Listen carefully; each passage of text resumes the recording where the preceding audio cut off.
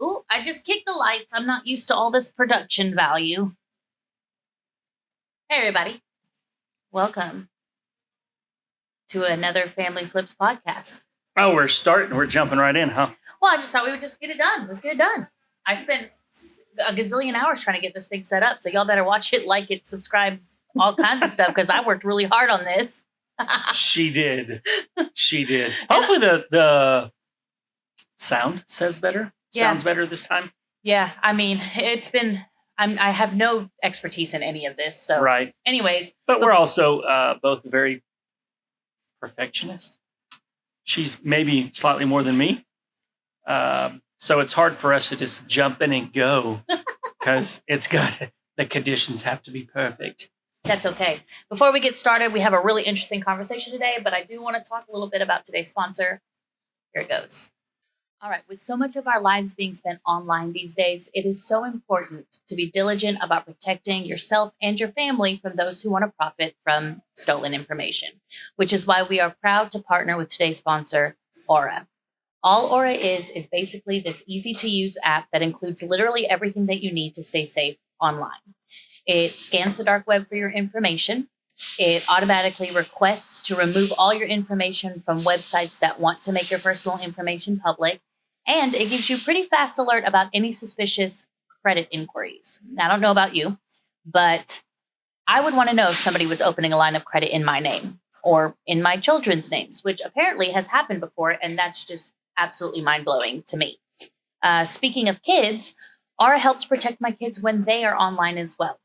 I can restrict certain apps. I can set screen time limits. I can even set focus time. So when I know my kids are supposed to be doing their schoolwork, I can be confident that they are not instead binge watching YouTube. They've also got VPN services to help you stay anonymous online, a password management system, which I love. And also they have a virus protection, which is incredibly important. So I had a few apps over the years that did one or two of these functions. And one day I sat down and I added all up and did the math. And for all of these apps that I was using, I was spending about $63 a month for online internet protection. Now that I've switched to Aura, I get all those features and then some for half the cost, which was a huge selling point for me as well. So let Aura do the hard work of keeping you and your family safe online. If you do want to try Aura out, if you sign up now using our link, Aura will give you a 2-week free trial just so that you can see what I'm talking about. And I'm telling you, it is worth it. So go to aura.com/familyflips to get your free trial, or you can click the link in the description down below. Thanks, friends. We want to be authentic. We want to be our true selves. And I don't know, for me, I felt like so long we've tippy-toed around it. And I can't do that anymore, I think it just really comes down to, am I really, I guess one day I just took a really hard look in the mirror. And funny enough, this both happened to us separately. And we actually came together to have a conversation. And I was like, me too. But I kind of looked myself in the mirror and I'm like, am I really holding true to this promise to be authentic? Yeah.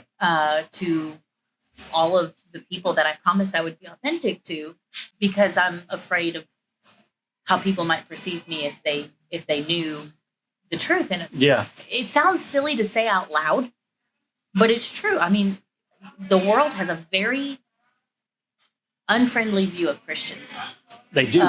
We have helped create that. Yeah. Not like we as individuals sometimes, but Christians have not done a very good job of really making themselves look like they're loving. It's caring. A hard balance, it's a hard balance. I think that, I don't really know how to explain that, how to really go deep into that, but it's a hard balance, especially because, the Christian values and the values of the world don't match up. They clash. And so it's very easy to get defensive. But we're not here to talk about anything. Like, we're not here to change anybody's minds about their beliefs, or we're not here to do anything like that. The number one reason that we are here today is to explain our story, explain how the business came up this way. Right. And I think that that's just the first step in like really stepping into this new level of like, this is what authenticity, like Right. this is, I'm not saying that everybody has to do this or everybody has to change their minds or whatever, but this is how we do it. Because so many people ask me, like I get emails maybe once or twice a month, Yeah. probably, people just asking like, how do you do it? Like, we opened this bin store, and a lot of people come in and they're like, man, why are your employees so happy? Like, why is It just feels so good in here. it feels great in here? Like, why is the turnover so low? Like, how do you keep your employees? And I've even had some local businesses reach out a couple of times, asking for some advice. I guess the way to really start that is to kind of explain how our business came up. I mean, we're not going to spend 10,000 years on this, but like ultimately, this whole business started from a prayer from Joe. I think you should probably tell that story because it's actually really more your story at the beginning. So yeah, it was probably like a gradual.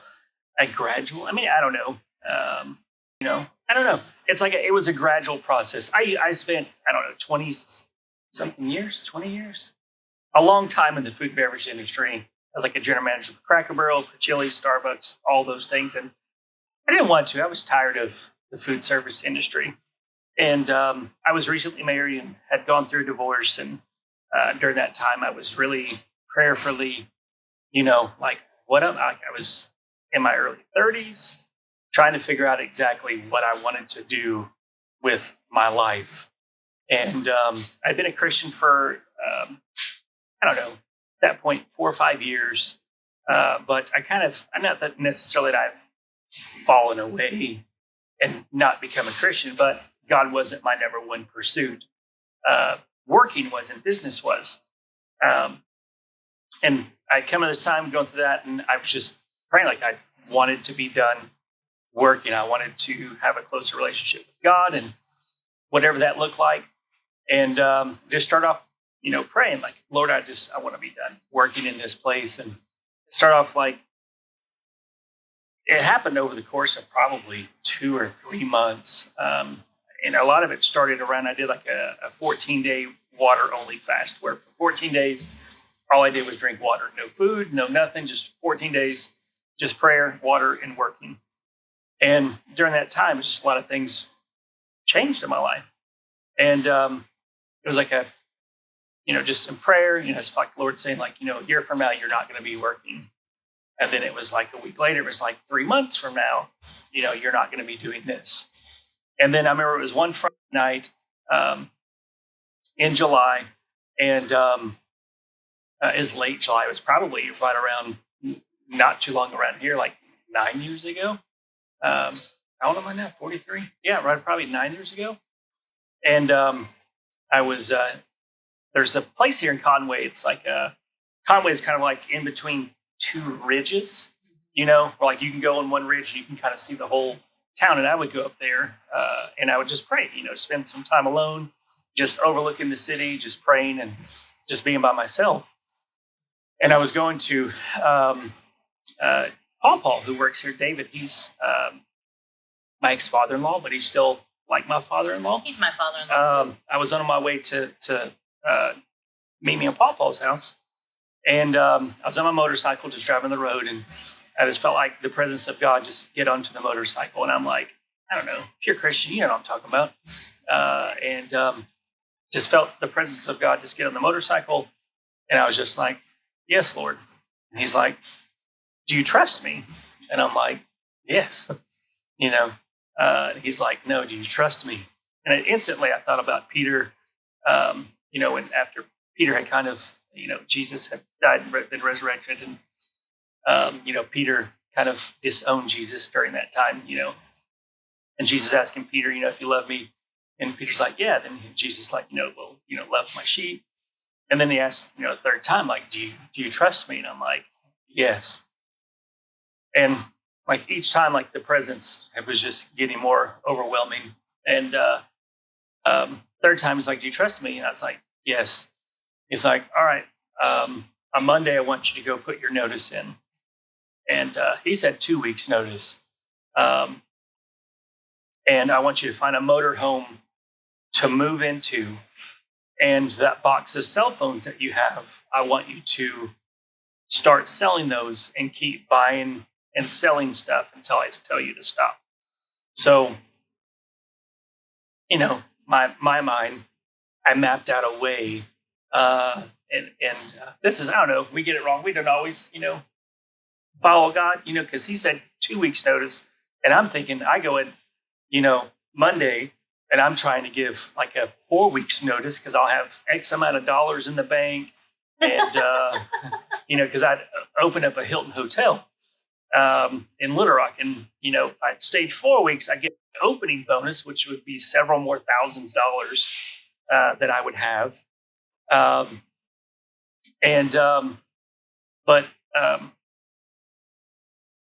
I went in Monday morning. I gave my notice. I'm like, I have all this money. Not that it was really about money, but it's just like security.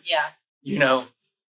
So I gave my notice, and about an hour after that, I got a call from my ex-wife's uncle. And he said, when you get off of work, I want you to come see me. And I was like, all right. So I got off of work. I went to go see him. He's like, I was praying on Saturday, and God told me to give you this Winnebago. It was a motorhome. And I thought at that time, like, I'm going to travel around and be like the Apostle Paul. And I'm just going to be, because I had no desire at that point to be married again at all. Even though at that point in time, I had already had some dreams of the purple-headed girl that I would later come to meet right over here. So I got the motorhome, and then, I don't know, I was, very much a justice seeker in a lot of ways. And when you don't do it with tact, I was very prideful in it. Let's just to put it lightly. And where I was working, they were ultimately, the general manager was ultimately like stealing money from the owner. Not like outright, like just stealing, but, part of the opening bonus type stuff was you had to have certain controllable costs under certain levels. And he was moving things around in the P&L so that he could get more of a bonus and that other people would get more of a bonus. And I didn't want money that had been stolen from the owner. So I mouthed off and did some things and said some things. And that 2 week notice that God told me to give that I thought was going to be 4 ended up being a 3-day thing. It was done. It was done. But the whole thing is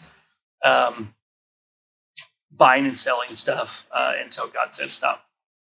So I guess ultimately what ended up happening was God told you to quit your job and to go do those things. So you can understand now why when people ask how we started, why we're like, I don't recommend that. Like, no. I don't recommend you just, all of a sudden quitting your job and then 3 days later you just move out of your house right. and live in a Winnebago and start buying and selling. So it gets to this really weird place where you're just like, okay, well, this is our story. Right. It's a true story. This is how we did it. But also we don't recommend that you do that. No. I think, but ultimately what ends up happening is that, then we get married. And then right. I also quit my job as a preschool teacher. Which I don't think we even consulted the Lord. We didn't about because that. It caused a lot of problems because I had a reliable paycheck. And then I didn't. Yeah. And it was just not a very smart move. Right. But, we made a lot of mistakes. And that's right. a lot of the reasons why, when I give advice, I'm like, I honestly, most of the time, I teach from our mistakes. Yeah. I do. I'm like, okay, well, I did this. It didn't work out this way. So I recommend that we do it this way because if I could do it all over again, that's probably what I would have done. But, you sit there and you think like, okay, like, how do I tell people how to get started when this is what we did? Because ultimately, it started with a prayer of, hey, I am not happy here. I don't know where to go from here. Right. And it was a consultation and a conversation with God. And then it ends up being this. And then now, we went through many ups and downs. We had a big warehouse. We shut down the warehouse. We worked out of our garage. Then we had we went from like 1,000 square foot. I mean, it's just like we had a lot. And, even at one point we had an 81 square foot bedroom space. We did. That we operated out of. And so now we have this quite big building with multiple streams of income, not just YouTube, but then we also have eBay and then we also have the bin store having to like make all that work like a well-oiled machine, you know. But I look at this building a lot of times and I come in and I'm like, man, I am living a dream. You know, like we have so many other dreams and so many other places that we want to go. But I walk into this building and I'm like, man, I am living a dream that I would have killed for, you know, 6 years ago. Sometimes it still doesn't even seem real to me. It doesn't. Yeah. I mean, and how can, you know, God gives us all of this and then us not follow him? Like if we followed him and we got this and, you know, it's worked out for good and we've touched so many lives, which is crazy because like I'm a normal mess of a person just like everybody else. But for people to come to me and tell me that like, you know, I've changed their life or I've made a difference or that we have made a difference, you know, kind of thing. It's very humbling that God could use somebody like me, you know. And I feel like, you know, there's times where in the business where we struggle, and I find myself like there's all of yourselves more than one of me. That the times in business where we struggle the most is when I'm pursuing after money. You know, because that's what the world teaches you to pursue after money, pursue after these things. Not that those things are bad, but for me, when my security is found in money, when my security is found in sales, when my security is found in revenue, that's like, you know, the opposite of having faith in God. Yeah. You know, so I know, I don't know, it's a side note, asterisk, you know, type thing is that's when I struggle the most and I'm the most unhappy. Not that money brings me joy or any of those things, but I just know something is off. Yeah. You know what I mean? Yeah. I mean, because, you know, if you think about it, you know, also like we have two very different roles to play in, you know, in just our lives, not necessarily just in the business. Whereas, you know, like it is not as big of a priority for me. Is it important to me? Absolutely. But it's not the biggest priority to me that we have enough money in the bank. Right.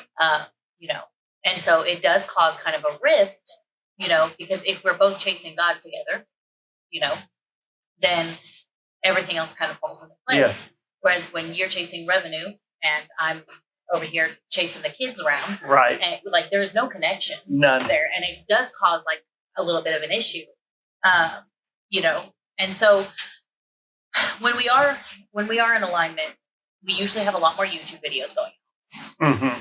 We usually have, you know, a lot more stuff getting done. We're a lot more efficient because we are fighting the same battle together instead of two separate battles far away from each other.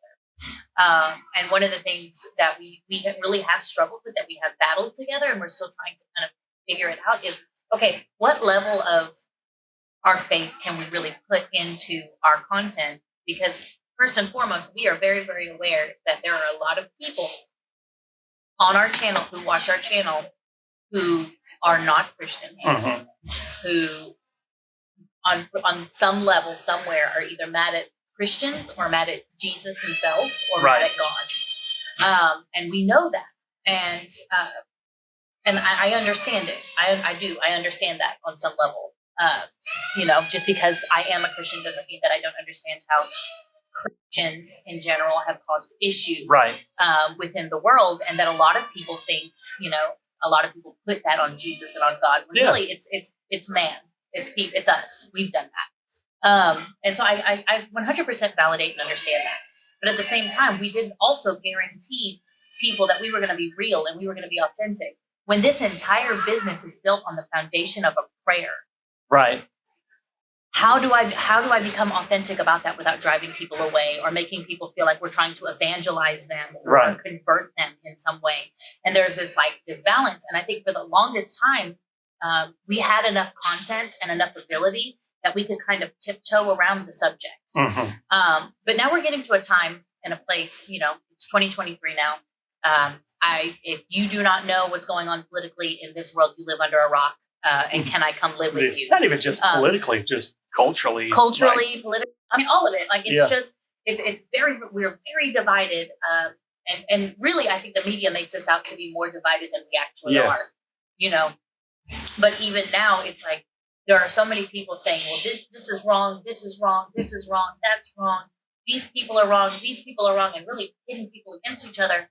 But really what I want to do is, okay, well, what do we go to? Like, what are we running to? Yeah. Like, what do we want? Like, why don't we, instead of focusing on all the things that we don't want, all the things that we're angry about, why don't we turn and focus our energy on what we do want? Because most of us all want the same thing. Right. Like, we all want connection.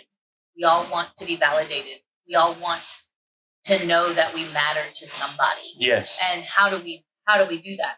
Well, how do I do that logistically within my business, within my brand? Mm-hmm. And it's like, okay, well, let's find a way to really tell people, like, okay, this is how we choose to thrive in our life. Because I would say, in the grand scheme of things, yes, we have struggles, and yes, things are hard sometimes, but we are thriving. Mm-hmm. We are. I do feel like we have reached a point of thriving. Doesn't mean that there's not more to be done, or that we have goals that we want to reach, or places that we wish we weren't, and personality attributes that maybe we should probably work on. Like, for sure. I'm not saying that we don't have those things, that we haven't arrived and we're just like these perfect people, but I do feel like I wake up in the morning and I'm happy to be here. Heck yeah. I mean, I think it's where, the Western church gives this prosperity message that if you love God and you're a Christian, then you'll have all of this stuff. Yeah. And a lot of people, they look to that as being blessed and, having a life or being a thriving life. And that's just not the case. I think for me, the idea of being blessed is knowing that no matter what happens in my life, I'm not alone. Right. Like, I'm going to be okay. I actually saw this meme yesterday, and it was like, sorry for freaking out earlier. I forgot that everything was going to be okay. I didn't know that everything was going to be okay. And I'm like, I feel that. I feel that. But deep down, like, there's like, I don't know. So you've got my heart, and it has all these emotions, but like underneath my heart, there's like this undercurrent. I don't know how to explain it. It's just how I imagine it in my head. But like, to me, I know what it's like being somebody who has a history with, drugs and addiction and suicide and, a lot of like really, really tough mental health issues. Mm-hmm. Like, I know what those depths of darkness feel like. Right. And I know what it feels in that undercurrent, but I don't feel that way. Like, there is a peace undercurrent that if I look at what's going on in the world, am I concerned? Yes. Am I worried? Yes. Am I fearful? Right. Not really. Not really. And that's what gives us the ability to take these risks to do, because one of the things that we always say about liquidation is that it is a risky endeavor. A lot riskier than most other endeavors. It's educated gambling. It is. It's a gamble. It's like buying every pallet is like a scratch-off lottery ticket. Yeah. I mean, except for you should win more than you lose. Unlike lottery tickets where, you lose more than you win. But liquidation is just buying a bunch of scratch-off tickets. And the only way that, we can really get through that is by trusting God that He's going to make us ready. Yeah. And that really comes from, everybody wants to know, how do you find the perfect pallet? How do you do this? I was like, you want to really know the main reason that we get decent pallets most of the time? It's because we care about the liquidator. That we have business relationships with that liquidator. Yeah. And they know what we're looking for, because we're not just calling, I need this and this and this. Joe knows, like, their families, like, knows, like, because he cares, not because he's like, oh, I'm going to manipulate them now that I know these things. He cares about hey, how's everything going? Last time you talked to me, you mentioned that so-and-so was sick. How are they doing? And when you have that kind of connection with somebody and they know that you want them to do well, the natural reciprocation is that they want you to do well. And if they know more about your business and they know, like, hey, this is what they're selling, they'll call Joe up and say, hey, I got these pallets that I think you're going to want to see, because they may be great for your bin store. They may be great for, this other endeavor that you were talking about to me the other day. And we get really great product that way. That's a biblical principle. Yeah. And some people may argue, well, that's common human decency. I'm like, if it's common human decency, it's not very common. Right. I mean, it should be both parties should be made better because of that relationship. Yes. And that's something that we strive to do as a business, is that if anybody does business with us, we want them also better off having done a transaction with us than if they had. Yes. And we strive to do that because we care about the people that we do business with. I think that's reason why we've been so selective with who sponsors videos, or who we unbox videos of their product and different kinds of stuff, or we buy stuff to put it on YouTube, is because we want to make sure that, one, like, they're a good company, and that we've tried it ourselves. Because we get lots of companies that will reach out and they're like, we'll give you $1,000 for a video. And I'm like, that $1,000 would be awesome. But like, our channel, the audience is not what you want. Like, they do not want, like, you are going to be wasting your money if you do that, because I know our demographic, the people that you're looking for your product, they're not going to buy it from, they're not going to, we're not the channel for you. But other people like, oh, $1,000, heck yeah. Like, I don't care about that business or company. Of the multiple affiliate programs that we've been invited into, we represent 2 brands, and we have done some with a couple other, like, liquidators, like back when they were doing like mystery boxes and stuff like that. If I'm gonna sell y'all a product, like, if you're gonna consume our content, I want you better off for it. I don't want to sell you something that doesn't make sense. And then same with the people whose product we're selling, like, y'all are not going to buy that. Like, I know. So, that's biblical principles. And then even in the physical world here, instead of the digital realm, why do we have such low turnover? Because the last 2 people who have left our business have left for better opportunities. And because we know that if you're working retail in a bin store, like, that's not going to be a cool. So what do they want to do? And then we make an effort to give them skills that they can use, so that when they do move on, they can be grateful that they worked here. It's still a transaction. Like, yes, we're paying you to do a job, but when you leave this job, because we know inevitably you have bigger and better things than cleaning bins for the rest of your life, that you have something that you can put on your resume that says, hey, I can do this. It sets me apart. And that's our term of transaction. It's not just them doing the job. Right. But ultimately, when you invest in somebody like that, they want to stay for as long as they can. And then also, they want to put in the work to support you, because we've supported them. That's a biblical principle. It is. So people ask, why is your turnover so low? Why are your customers your employees so happy? That's why. That's why. And it's not a manipulation tactic. No. Our heart is not to be like, hey, if I invest in you, you're going to do more work for me. You're going to do better for me. It's like, no, I value you as a person. I want you to be better. I understand that this job is not going to be a job for the rest of your life. Yeah. And when you do leave for bigger and better things, I don't want you to feel like you wasted your time here. Right. I just feel like when I worked in the corporate world, for the restaurants and such, that, like, we'd always talk about, like, bottom 3, top 3 in monthly manager meetings and stuff. And it was never bottom really 3, top 3. Explain that. So in restaurants, you have, like, the bottom 3, just any business, if that's kind of what you do. You have your bottom 3 and your top 3. And a lot of businesses, period, that the people, I guess you can say, with kids, with anything, really, it's the worst performances, the worst performers, the people who act out the most. Those are the ones that usually get the most attention, right? So the goal with those is, if you want to keep your store healthy, you want to keep your employees happy, is you've got to spend the most time with the top performers. We call it, like, the halo effect. It's like you spend time with the top people, and then your actions, your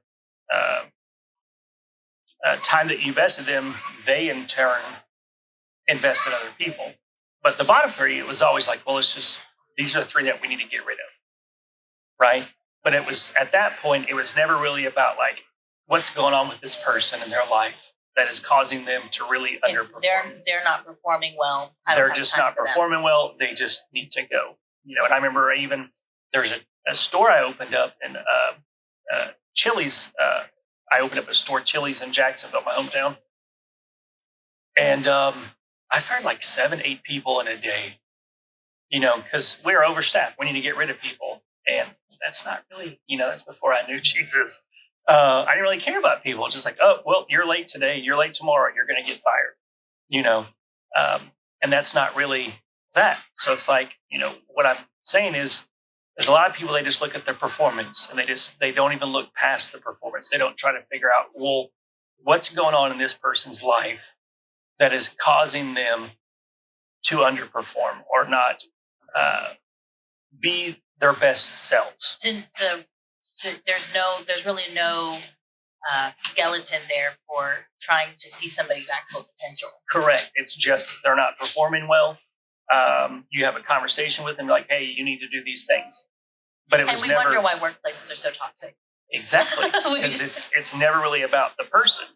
Never about the person. It's about you, what I need you to do for me.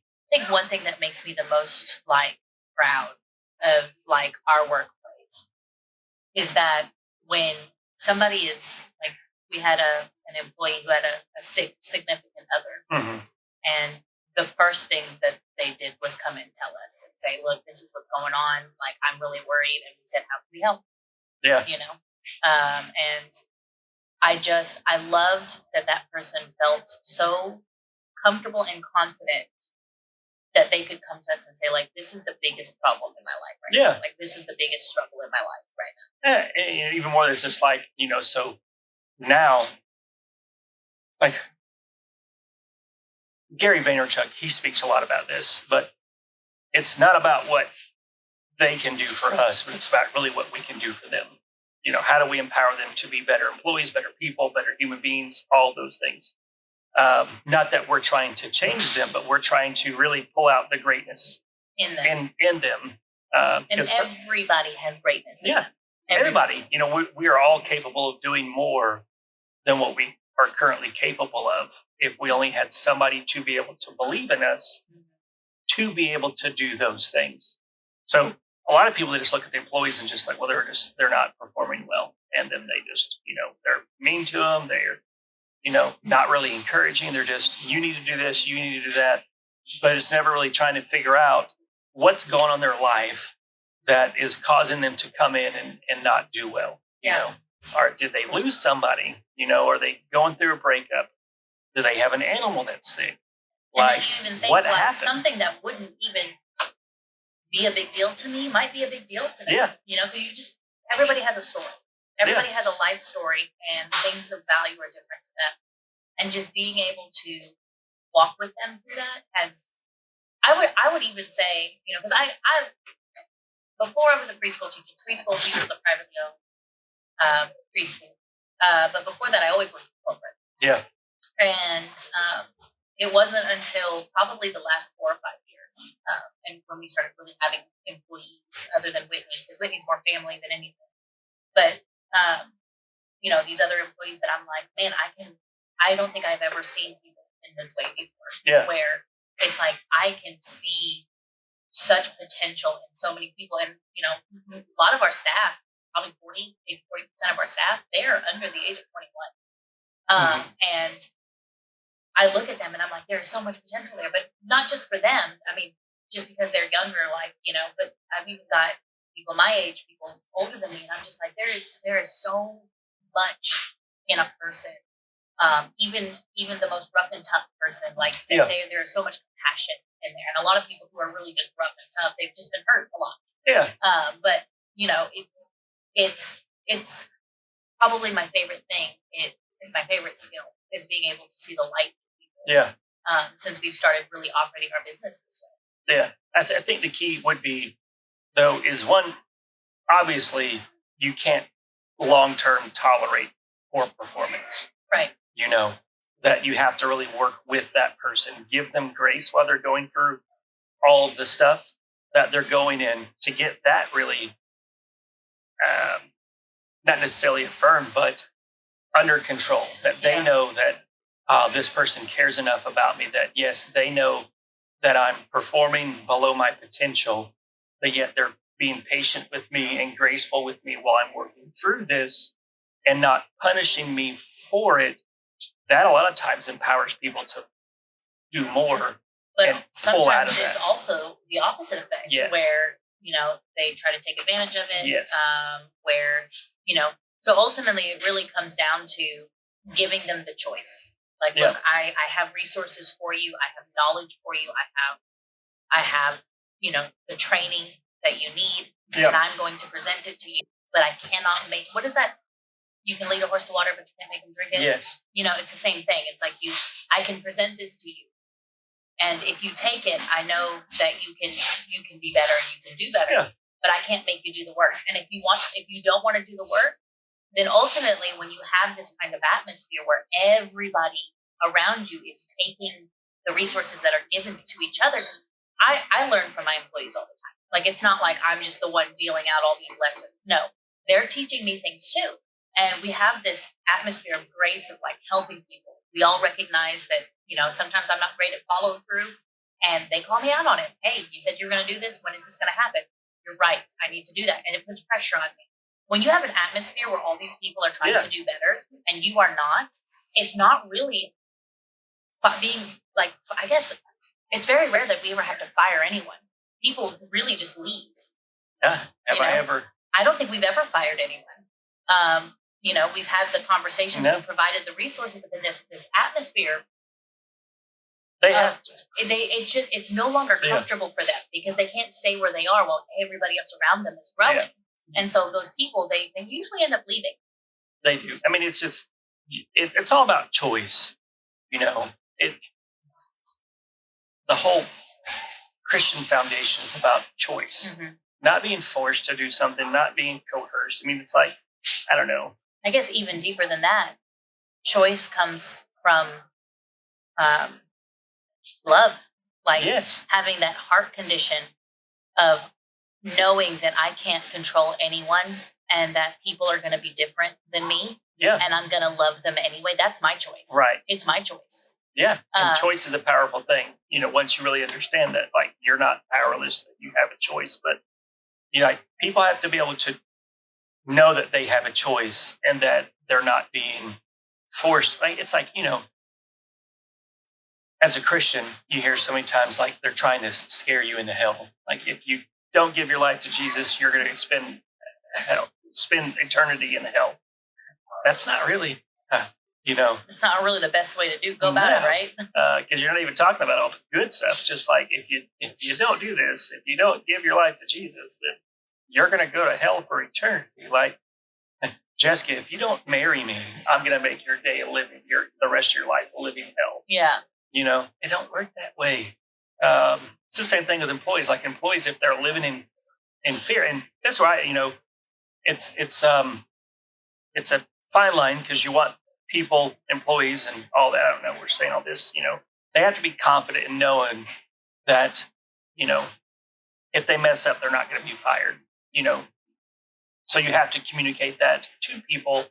But also, if they don't choose to improve, that's on them. That's on them. There are natural consequences. Yep. So does it mean that we'll never fire anyone? That's not what that means. Yeah. I'm saying that this atmosphere makes it hard for us to even fire people because they leave before we even get a chance to do so. And we even, with customers, as well. It's like, we believe in treating people honorable because they are honorable. Not like, you hear the angels saying, you respect people who respect you. I don't know exactly what the saying is. You know what I'm talking about? It's like that you're taught as a kid, like, respect people who respect you. But if they don't respect you, then you don't respect them. Well, that's conditional. That's not really, it's not really good. We treat people respectful because we are a respectful person. Like, we treat people honorably because we are honorable people. Not because of your behavior, not because of your actions, but because who you are.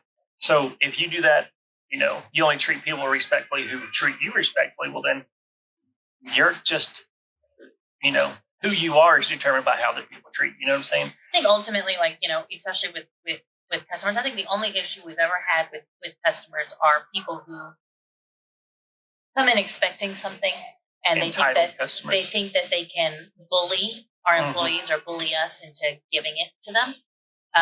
And so this is where I guess running your business this way doesn't make you a doormat by any means. There are still boundaries and there are still consequences. So, there are a lot of conversations. It's mostly Joe that has these conversations. But, I've had maybe one in the past because he wasn't here. But, we have these conversations with them of like, hey, like, I understand that you're upset. And I understand that this didn't go the way that you had planned it.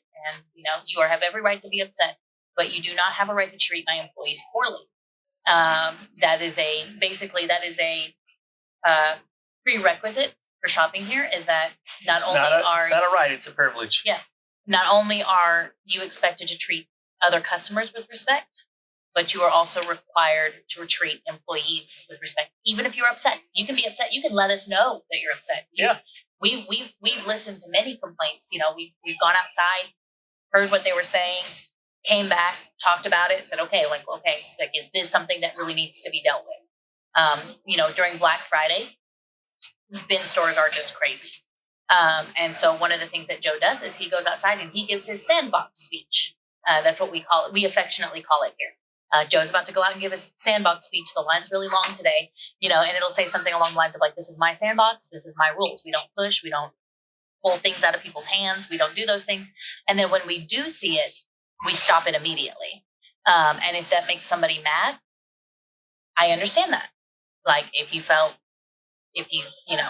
that's not what you want, and if you're still not happy with that, we bless you to go shop somewhere else, because these are the rules that we have. Yeah. And it requires being able to have healthy confrontation skills. You want to have conflict resolution skills. You want to have confrontation skills, not in I'm going to scare you into behaving the way that I want you to, but instead being like, this is the expectation. And if you want to continue to come into my space, these are the expectations. If you respect these expectations, great, we'll be fine. Yeah. And I promise the same for you. Like the expectations I hold for myself, that I want to be treated with kindness and respect, I will always do for you as well, without question. Yeah. We don't let fear of losing a customer, or fear of what they might say in social media, or just that fear. But you know what? 9 times out of 10, they understand it. Yeah. And they're happy to have it, because they're getting the same respect and kindness in return, regardless of it. If they're having a bad day, regardless, we may say, hey, that's not cool. We don't do that. You can go somewhere else if you want to do that. But I will never disrespect you. Yeah. I had a customer tell me one time, it was their first time they'd ever been in, and they bought an item and it didn't function, So I told them the policy and everything, and they were upset, And once, because they were bullying me, trying to get what they wanted. They were very aggressive.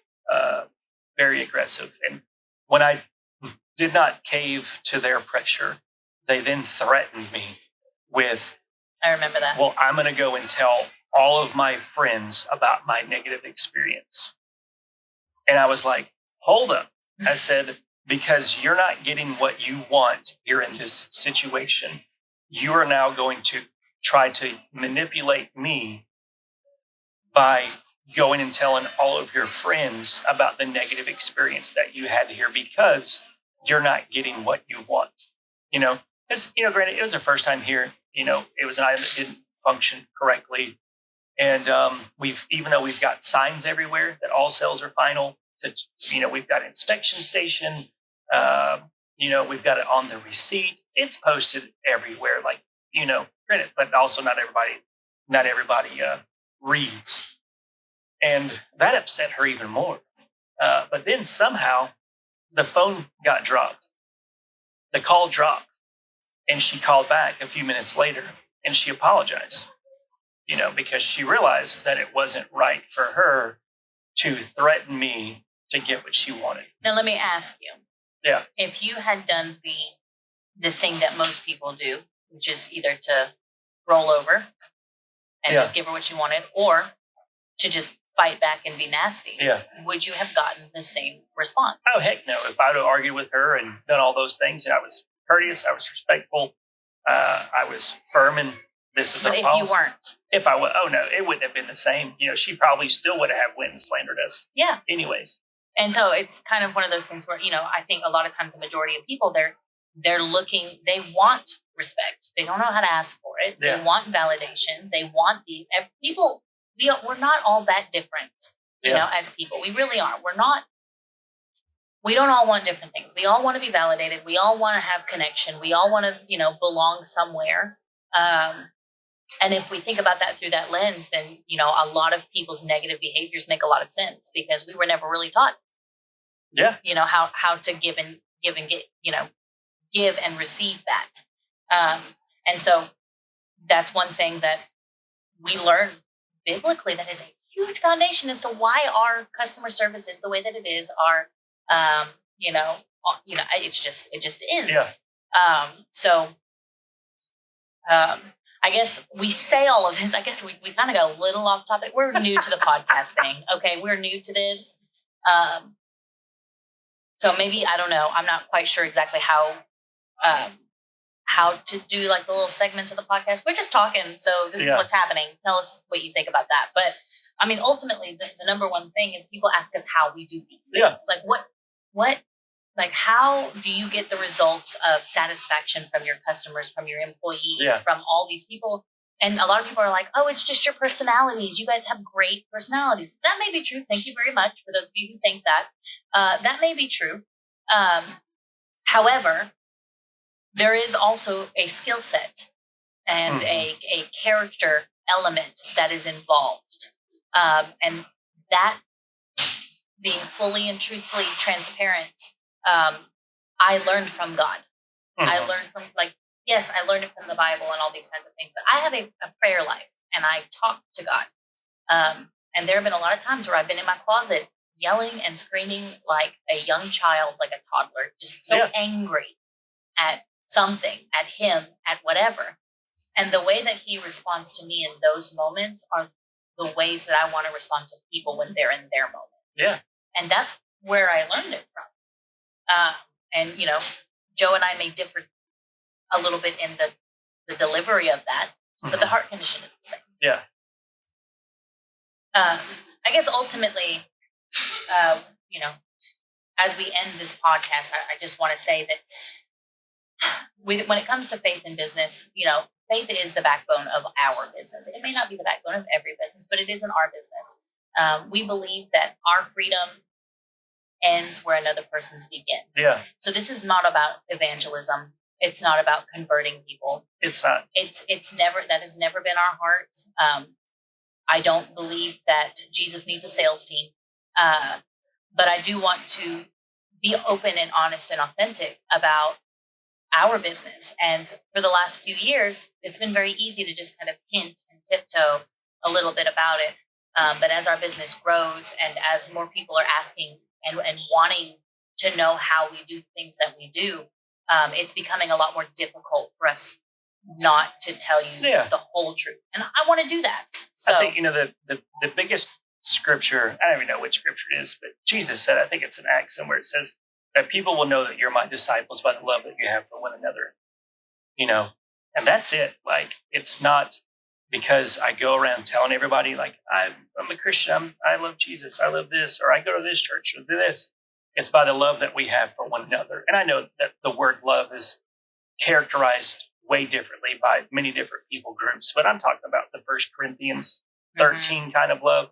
Well, there's 13 things there that talks about what love is. 6 talks about what love is, and 7 of those things talks about what love is not. Well, to me, the 6 things that are and the 7 things that are not are boundaries. They are. This is what I will do. This is what I will not do. And I will not force my own way. I will not I won't be mean. I'll be patient. I'll be kind. I will not boast. Yeah. All these things.